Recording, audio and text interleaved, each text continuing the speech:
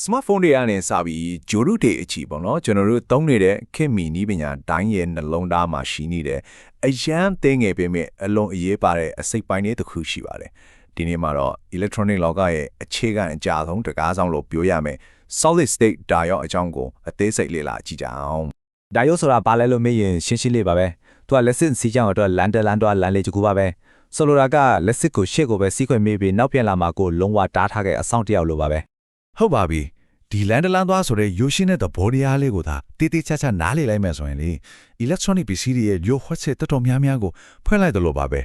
ကဲဒါဆိုရင်ဒီဥစ္စာလေးရဲ့အတွင်းပိုင်းကိုအသေးစိတ်လေးလာပြီးသူ့ဘလို့လွတ်တယ်လဲဆိုတာကြည့်လိုက်ကြရအောင် Diode တွေကို electronic ပုံချမ်းတွေထဲမှာဘလို့ပုံဖော်ကြတယ်လဲပြီးတော့လက်တွေ့မှာကိုဘလို့ပုံစံစစ်နဲ့ရှိနေတယ်လဲဆိုတာကိုအရင်ဆုံးလေ့လာကြည့်ကြရအောင်ဒီနှစ်ခုကြားကဆက်ဆက်မှုကိုတီးလိုက်တာနဲ့သူ့ရဲ့လှုပ်လှုပ်ပုံကိုပေါ်ပြီးတော့နားလည်လွယ်သွားမှာပါ ဒီမှာချိလိုက်ရင်စိတ်ဝင်စားစရာကောင်းတာကဘယ်ဘက်ကတင်ဂေတလေးပါများပုံစံလေးကလက်စစ်စီချောင်းကိုဘယ်ဘက်ကိုစီစဉ်ခွင့်ပြုတယ်ဆိုတာကိုရှင်းရှင်းလင်းလင်းပြနေတာပဲတကယ်လက်တွေ့မှာတော့ဓာတ်ရုပ်ကိုညာဘက်ကလို P type နဲ့ N type ဆိုတဲ့ trapezium နှစ်ခုကိုဆက်ထားတဲ့ PN junction နဲ့တိစောက်ထားတာပါအပေါင်းသဘောဆောင်တဲ့ P အချမ်းကို N node လို့ခေါ်ပြီးအနုတ်သဘောဆောင်တဲ့ N ချမ်းကိုတော့ cathode လို့ခေါ်တယ်ဒါကြောင့်တင်ဂေတထဲကများက N dot ကနဲ့ cathode ဘက်ကိုဦးတည်နေတာကလက်စီချောင်းစီစီမြင်လာရကိုညွန်ပြနေတာပေါ့ ကဲဒါရုပ်တစ်လုံးကလက်စီချောင်းကိုဘလို့ထိန်းချုပ်တယ်လဲဆိုတဲ့အဓိကချက်ကိုရောက်လာပါပြီသူ့ရဲ့လျှို့ဝှက်ချက်ကအရန်ရိုးရှင်းတဲ့စီးမြင်တစ်ခုထဲမှာပဲရှိနေပါတယ်ဒါဆိုဒီလန်ဒလန်သွားကတကယ်တမ်းဘလို့အလုပ်လုပ်တာလဲဗျလက်ရှိချောင်းကိုဘယ်ချိန်မှဖက်သွားခွင့်ပေးပြီးတော့ဘယ်ချိန်မှပိတ်ထားတာလဲ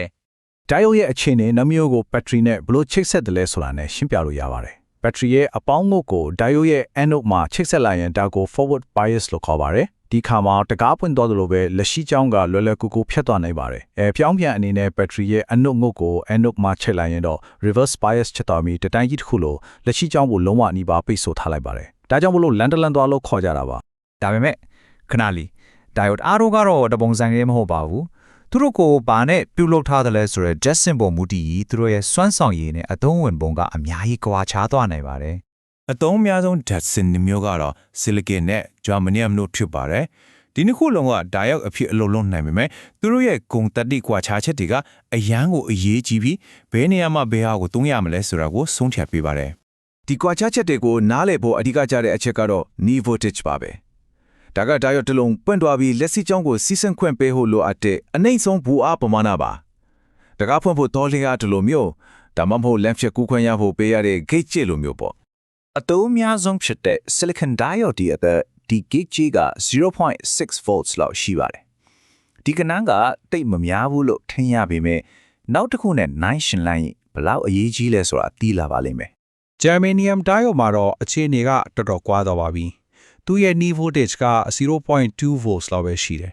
ဆိုလိုတာက silicon ရဲ့3ပုံ1ပုံပဲရှိတာပါဒီလောက်သေးငယ်တဲ့ foil နဲ့ပွင့်နိုင်တာကဘယ်လိုနေရာတွေမှာအသုံးဝင်လာမလဲဆိုတာစိတ်ဝင်စားစရာပါပဲ နောက်တဲ့အရေးကြီးတဲ့အချက်တစ်ခုကတော့ reverse leakage current ပါဒါက diode တစ်လုံးကလက်စစ်ချောင်းကိုပိတ်ထားတယ်လို့ဆိုပေမဲ့တကယ်တမ်းမှာမလိုလားအပ်ပဲစိမ့်ပြီးစီးဆင်းတော့တဲ့အလွန်သေးငယ်တဲ့လက်စစ်ချောင်းပမာဏကိုခေါ်ရပါစံပြကပါမှာတော့ဒါကတူညာဖေးရမှာပေါ့ဒါပေမဲ့လက်တွေ့မှာတော့ဒါက diode တစ်လုံးရဲ့အရေးအသွေးကိုတိုင်းတာတဲ့အဓိကအချက်တစ်ခုဖြစ်နေပါတယ် ဒီစရာကခွာခြားချက်ကိုရှင်းရှင်းလင်းလင်းပြသနေပါတယ် Germanium က microampere အစစ်မှာလက်စင်းချောင်းစင်းထွန်နေချိန်မှာ silicon ကအဆက်ထောင်ပိုတင်းငယ်တဲ့ nanoampere အစစ်မှာပဲရှိပါတယ်ဆိုတော့တခါကိုလုံလုံချုံချုံတေးသေးချာချာပိတ်ရှင်တယ်ဆိုရင်တော့ silicon ကပြိုင်ဘက်မရှိအကောင်းဆုံးဆိုတာရှင်းနေတာပါပဲ ကဲအခုနကပြောခဲ့နီးပညာဆိုင်ရာကွာခြားချက်တွေကလက်တွေ့အသုံးချမှုတွေမှာဘလောက်အရေးပါလဲဆိုတာကိုကြည့်ပြီးနီးကုန်းချုပ်လိုက်ကြရအောင် Germanium ရဲ့ knee voltage နေတဲ့အားတာချက်ကြောင့် radio line လိုမျိုးအားအလွန်နည်းတဲ့ signal တွေကိုဖမ်းယူဖို့ကသူကအကောင်းဆုံးပါ Silicon ကတော့လက်စီချောင်းစိတ်ထမှုအလွန်နည်းပြီးအကျန်းခံတာကြောင့်နေရာတိုင်းမှာသုံးတဲ့အဓိက diode ဖြစ်လာပါတယ်အထူးသဖြင့်ကျွန်တော်တို့ရဲ့ platform က AC လက်စီကိုဖုန်းအားသွင်းဖို့လို့ DC လက်စီအဖြစ်ပြောင်းလဲပေးတဲ့လုပ်ငန်းတွေမှာသူကမရှိမဖြစ်ပါပဲ နီကွန်ချိုရရင်တော့ဒီရိုးရှင်းတဲ့ဒါရော့ဟာလက်စီကြောင့်စီးဆင်းမှုကိုထင်းချို့ပေးတဲ့အခြေခံအကြားဆုံးတကားဆောင်ဖြစ်ပြီးမြန်မာခေတ် electronics လောကကြီးတစ်ခုလုံးကိုထွပေါ်လာစေဖြစ်တဲ့အဓိကတော့ချက်ပဲဖြစ်ပါတယ် ဒီ diode က electronics လောကရဲ့အယိုးရှင်းဆုံးတကားဆောင်တစ်ယောက်ပါပဲဒါဆိုစဉ်းစားစရာတစ်ခုကဒီလိုတကားဆောင်လေးတွေကိုအများကြီးပေါင်းဆက်လိုက်ရင်တော့ဘာတွေဖြစ်လာနိုင်မလဲအဲ့ဒီမေခွန်းရဲ့အဖြစ်ကတော့ကျွန်တော်တို့ကို transistor တွေနဲ့ integrated circuit တွေလို့ပိုပြီးအစစ်မြစ်နဲ့ electronics လောကကြီးစီကိုခေါ်ဆောင်ထားမှာပဲဖြစ်ပါတယ်